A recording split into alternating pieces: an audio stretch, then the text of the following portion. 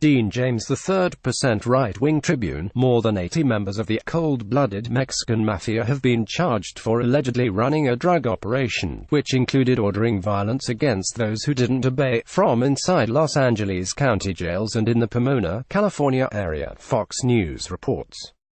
Dubbed Operation Dirty Thirds by the FBI, 83 defendants were charged by a federal jury as part of 2 federal racketeering indictments that were unsealed Wednesday, the U.S. Attorney's Office announced. Here's the report in its entirety. Federal racketeering indictment targets Mexican mafia control of inmates and drug trafficking inside Los Angeles County Jail System. Second RICO indictment unsealed today focuses on Pomona area gangs that operated under orders issued by the notorious prison gang Los Angeles. More than 500 law enforcement personnel executed a major operation this morning, taking into custody 32 defendants who were charged in 2 federal racketeering indictments, one of which outlines how members of the Mexican mafia were able to control drug smuggling, narcotics sales and the extortion of prisoners inside the Los Angeles County Jail System, LACJ. The defendants arrested this morning are among 83 defendants who were charged by a federal jury in the 2 indictments unsealed today. A total of 35 defendants are already in custody in state prison or county jail facilities and are expected to be brought to federal court in the near future. Authorities continue to search for 16 fugitives who are expected to be arrested in the near future. The indictments, which allege a host of criminal violations, including conspiracies to violate the Racketeer-Influenced and Corrupt Organizations Act (RICO), detail the power structure of the Mexican mafia and its violent exercise of authority over Latino street gangs in Southern California and inside the sprawling LACJ. According to the indictment that focuses on the LACJ, a criminal enterprise led by members of the Mexican mafia allegedly engaged in 5 broad areas of criminal activities that collectively served to enrich members of the enterprise and to maintain control and authority over LACJ, which includes the Men's Central Jail and the Twin Towers Correctional Facility in downtown Los Angeles. The criminal offenses carried out by this enterprise fall generally into 5 categories. The Mexican mafia sanctioned smuggling of drugs into LACJ, narcotics that were sold to inmates to generate profits for the enterprise, the taxing of other drugs smuggled into LACJ in what the indictment labels widespread extortion, another LACJ extortion scheme in which all Latino inmates were required to contribute a percentage of their commissary spending on food and hygiene items into a kitty that generated additional income for the Mexican mafia member when the kitty was sold to an inmate. The disciplining and extortion, through assaults and fines, of Mexican mafia associates who ran afoul of the rules imposed by the organization, and money laundering of the criminal proceeds from these activities. These cases have delivered a major blow to the Mexican mafia and leaders of many of the street gangs under the control of the organization, said United States Attorney Nick Hanna. By taking out the gang members who control the jails, and by disrupting the communications network, we undermined the Mexican mafia's ability to coordinate street gang activity.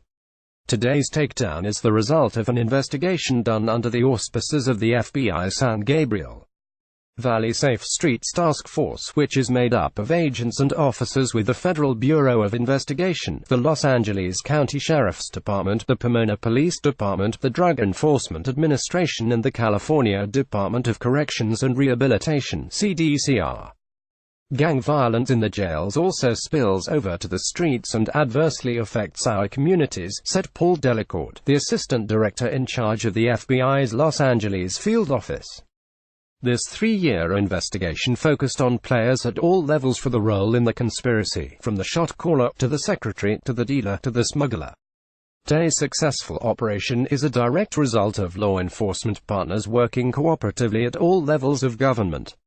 The jail's indictment focuses on a period when Mexican mafia member Jose Landa Rodriguez and 2 now deceased members of the prison gang allegedly controlled the criminal enterprise in LACJ. The indictment explains how Landa Rodriguez, who was incarcerated in LACJ at the time, and other leaders of the enterprise exercised power with the help of trusted shot callers, facilitators and associates.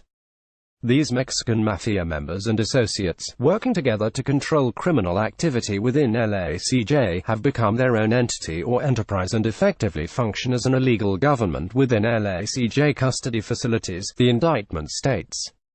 Landa Rodriguez, 55, orchestrated a host of criminal activities, according to the indictment, which alleges that he sanctioned murders, a series of assaults, and the kidnapping and planned murder of the relative of a gang member who had defied him.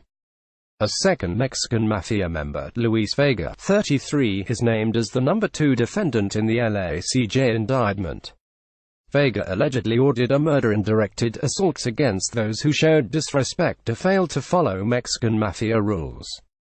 Operation Dirty Thirds lifts the veil on only one aspect of the complicated factors behind inmate-on-inmate assaults and the dangers to our custody staff, said Sheriff Jim McDonnell. Many assaults have been directed and carried out by the Mexican Mafia and are documented in this investigation that took more than 4 years. One of the key facilitators for Landa Rodriguez allegedly was attorney Gabriel Zendejas Chavez, who was arrested this morning. The indictment, which notes that attorneys are particularly valued members of the operation because attorney-client privilege can serve as a shield to conceal criminal activity from law enforcement, accuses Zendejas Chavez of conveying messages and orders related to the criminal enterprise. According to the indictment, Zendejas Chavez traveled to state and federal prisons to convey messages to Mexican Mafia members, including those incarcerated at ADX Florence, conveyed information, including the names of people potentially cooperating with law enforcement, to members of the LACJ racketeering enterprise, and facilitated a plot to extort $100,000 from the Mongols outlaw motorcycle gang. Inside the jails, drug trafficking generated revenues for leaders of the criminal enterprise in 2 ways, according to the indictment. Once narcotics were smuggled into jail facilities at the direction of the Mexican Mafia members and their shot callers, the narcotics were sold to inmates, and those who possessed other narcotics were not allowed to sell the drugs until the Mexican Mafia members' drugs were sold. Second, the Mexican Mafia collected a thirds tax on all other drugs smuggled into LACJ. This meant that 1/3 of all narcotics smuggled into LACJ had to be broken off and given to the Mexican Mafia member, his shot caller in control of the facility. If the Mexican Mafia member decided to sell the thirds tax portion of the drugs, others in the facility were prohibited from selling drugs until the Mexican Mafia member had sold his thirds. This rule led to the name of the investigation, Operation Dirty Thirds. The Mexican Mafia prison gang is a key component of the illicit drug supply chain, largely controlling narcotics distribution perpetrated by violent street gangs, said D Special Agent in Charge David J. Extinguishing LAMA's ability to facilitate organized rackets, drug crimes, and associated violence is a top priority for D, and we're embedded with countless law enforcement partners in this ongoing effort. CDCR and the Office of Correctional Safety would like to thank our partners in the San Gabriel Valley Safe Streets Gang Task Force, said Jean Prelip, CDCR Special Service Unit Special Agent in Charge. We know the Mexican Mafia operates within state prisons to conduct criminal activities on the outside through very sophisticated networks. Our hope is that investigations such as these send a message to these gangs that law enforcement, both inside and outside prisons and jails, will continue to work together to dismantle their operations and protect the community. The second RICO indictment, unsealed today, focuses on a second criminal enterprise that allegedly was run by another incarcerated member of the Mexican Mafia, Michael Lerma, 61, also known as Pomona Mike. Lerma exercised control over and extorted drug proceeds from Latino street gangs in and around Pomona, as well as from incarcerated Latinos in Calipatria State Prison in Imperial County. Members of Lerma's criminal enterprise also allegedly engaged in robberies, identity theft and fraud, drug trafficking, kidnapping, and other acts of violence. Lerma profited from these criminal activities when top-level female associates known as senoras deposited proceeds into his prison account, according to the indictment.